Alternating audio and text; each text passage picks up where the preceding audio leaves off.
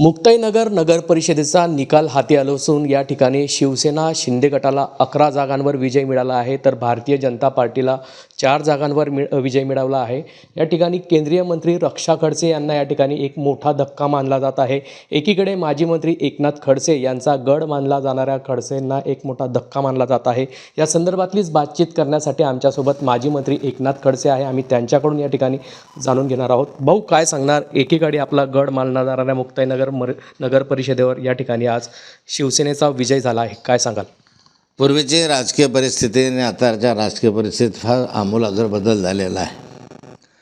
पूर्वीच्या कालखंडामध्ये एक नीतिमत्तेचं राजकारण होतं आणि त्यामुळे मतदारही त्या दृष्टिकोनातून मतदान करायचं, पण अलीकडच्या राजकारणामध्ये फार बदल झाले आणि मुक्ताईनगरचा या ठिकाणी भारतीय जनता पार्टीचा पराभव हे एक त्याचंच प्रतीक आहे।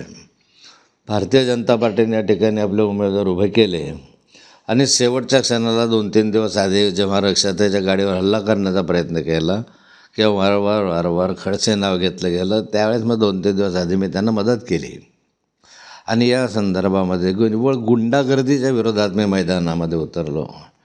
जवळजवळ 200च्या वर मोटरसायकली घेऊन जे हिस्ट्री सीटर गुंड आहेत, जे गनच्या संदर्भामध्ये म्हणजे ज्याला म्हणतात आर्म ॲक्टच्या संदर्भामध्ये त्यांच्यावर गुन्हे आहेत, तडीपार गुंड आहेत, असे 307चे वगैरे 302चे गुन्हेगार जेव्हा समोरच्या आमदारांनी आपल्या या मतदारसंघात आणले आणि गुंडागर्दी सुरू केली, तेव्हा मी त्यांच्या रक्षाताईच्या पाठीशी उभा राहिलो आणि ह्या गुंडागर्दीमुळे काय झालं की शहरामध्ये एक भीतीचं वातावरण झालं।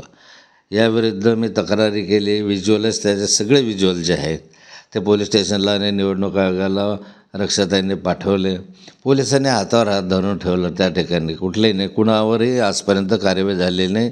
सगळ्यांच्या म्हणजे रिव्हॉल्वर वगैरे ज्यांच्याकडे होते अशा सर्व पुराव्यानिशी ते सगळं दिल्यानंतरही कारवाई झाली नाही आणि त्यामुळे ती दहशत कायम राहिली।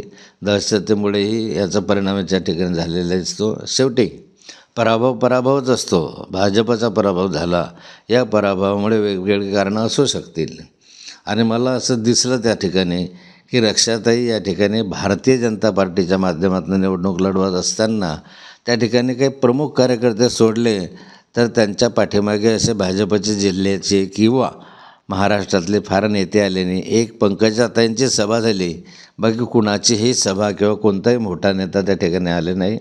स्थानिक कार्यकर्त्यांनी पण त्या ठिकाणी जे काही लहान कार्यकर्ते होते ते उभे राहिले, पण मोठे कार्यकर्ते होते त्यातील 3-4 वगळता त्या ठिकाणी कुणी त्यांच्या पाठीमागे उभं राहिलेलं दिसलं नाही। एकंदरीत अंतर्गत वादाचा हे परिणाम असू शकतो। भाऊ, या ठिकाणी जर विचार केला तर खडसे परिवार आणि पाटील परिवार असंच या ठिकाणी या निवडणुकीत समोर आलेलं आहे। जर विचार केला तर या ठिकाणी भारतीय जनता पार्टीचे जे प्रमुख नेते होते त्यांच्या सभासुद्धा या ठिकाणी पार पडल्या नाही, तर कसं बघाल? एक प्रकारे रक्षा ताईंना या ठिकाणी भारतीय जनता पार्टीने बळ दिलं नाही? नाही, मगाशी मी सांगितले की भारतीय जनता पार्टी हव्या त्या प्रमाणामध्ये त्यांच्या पाठीशी उभे राहिली नाही, असं एकंदरीत चित्र दिसलं। कारण एकाकी लढत होते, शेवटी जेव्हा हल्ला झाला तेव्हा मी तरी उभा राहिलो, नाही तर तोपर्यंत कोणी त्या ठिकाणी आले नाही। या ठिकाणी काही मोठ्या नेत्यांच्या सभा झाल्या नाही, पण त्या ठिकाणी भारतीय जनता पार्टीचे उमेदवार निवडून यावे की नाही यावे याबद्दल आवश्यकताच होती। शेवटच्या 2 दिवसापूर्वी या ठिकाणी मंत्री गिरीश महाजन यांच्याकडून ही सभा घेऊन आपल्यावर घराणेशाहीचा आरोप या ठिकाणी करण्यात आला होता। या ठिकाणी जर विचार केला तर एक प्रकारे आता विरोधकांकडूनही म्हणण्यात येत आहे की ओरिजिनल भारतीय जनता पार्टी आमच्यासोबत होती, कसं बघाल याकडे? कोण म्हणतो? कार्यकर्त्यांच्या भावना आहे की जी ओरिजिनल भाजप आहे ती आमच्यासोबत होती, मात्र तुमच्याकडे भाजप नव्हती, असं या ठिकाणी कार्यकर्त्यांच्या भावना आहेत। आमच्यासोबत म्हणजे कोणाकडे? रक्षाताईंसोबत नव्हती, ओरिजिनल भाजप आमच्यासोबत होती, अंदर की बात आहे, ओरिजिनल भाजप हमारे साथ आहे, अशा प्रकारच्या घोषणा कार्यकर्त्यांकडून देण्यात येत आहेत। कार्यकर्त्याकडून हां, मग असं म्हणणं तो शिंदे सेनेकडनं जर अशा घोषणा दिल्या जात असतील की भाजप अंदर के बात आहे की भाजप हमारे साथ है, तर त्यात काही तथ्यही असू शकेल, म्हणून ते घोषणा देत असतील। बळ दिलं नाही ताईंना एक प्रकारे?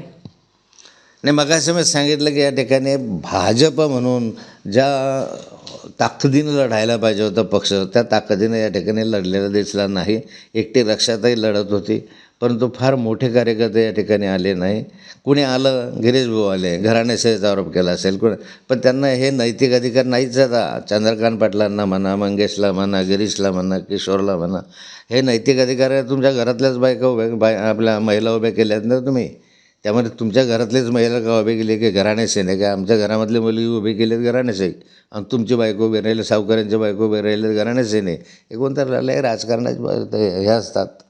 35 वर्षाच्या गडाला सुरंग लावण्याचा आम्ही या ठिकाणी प्रयत्न केला असल्याचंही या ठिकाणी शिवसेना शिंदे गटातर्फे म्हणण्यात येत आहे. असं आहे, अजून तर काळ गेला, अजून मी आहे. 35 वर्षाच्या याला सुरुंग लावण्याचा प्रयत्न केला असं त्यांचं म्हणणं असलं तथ्य आहे थोडाफार. कारण यश मिळालं आहे, पराभव झालेला आहे. त्यामुळे त्याच्यावर फार कॉमेंट्स किंवा त्याचा काही फार बचाव करण्याची आवश्यकता नाही. जे सत्य आहे ते सत्य आहे. शेवटी वर्षानुवर्षे काम करत असताना त्या ठिकाणी निगेटिव्हिटी टर्न होणं स्वाभाविक असतं. भाऊ, एकीकडे भारतीय जनता पार्टीचा हा गड मानला जात होता. आपण या ठिकाणी भारतीय जनता पार्टीचं मोठ्या प्रमाणात काम या ठिकाणी केलं होतं. कुठेतरी भाजपची मुक्ताईनगर मतदारसंघातून पिछेहाट होते. मी भारतीय जनता पार्टीची पिछेहाट होते का आगे हाट होते याच्यावर प्रतिक्रिया देणार नाही. तो त्यांचा प्रश्न आहे.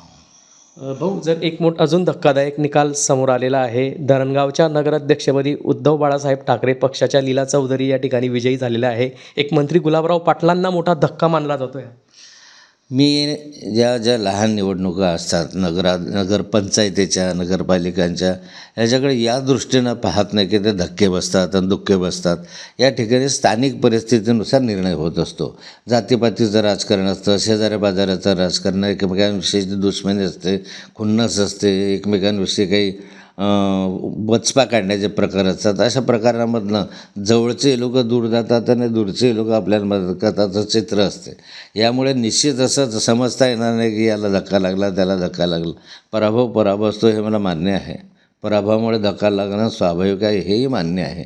परंतु याच्यामुळे अख्खं राजकारणच संपलं याच्यापर्यंत जर कोणी येत असेल तर ते मला मान्य नाही. नगर परिषदांच्या निवडणुकीमध्ये या ठिकाणी महायुतीलाच चांगला कौल या ठिकाणी मिळाल्याचं दिसत आहे. महायुतीला संपूर्ण राज्यभर चांगला कौल मिळाल्याचं दिसतं आहे. त्याचे काही कारणं वेगवेगळे असू शकतात. सरकारमध्ये आहे, सरकारच्या माध्यमातून काही निधी मिळू शकेल, सरकारच्या माध्यमातून काही मदत मिळू शकेल, ही भावना मतदारांमध्ये असते. नक्कीच या ठिकाणी जर विचार केला तर केंद्रीय मंत्री रक्षा खडसे यांना जसं पाहिजे पक्षातर्फे तशा प्रकारे पाठबळ या ठिकाणी दिलं गेलं नसल्याचं माजी मंत्री एकनाथ खडसे यांनी म्हटलेलं आहे. आज या ठिकाणी शिवसेना शिंदे सेनेच्या उमेदवार संजना पाटील यांचा या ठिकाणी विजय झालेला आहे.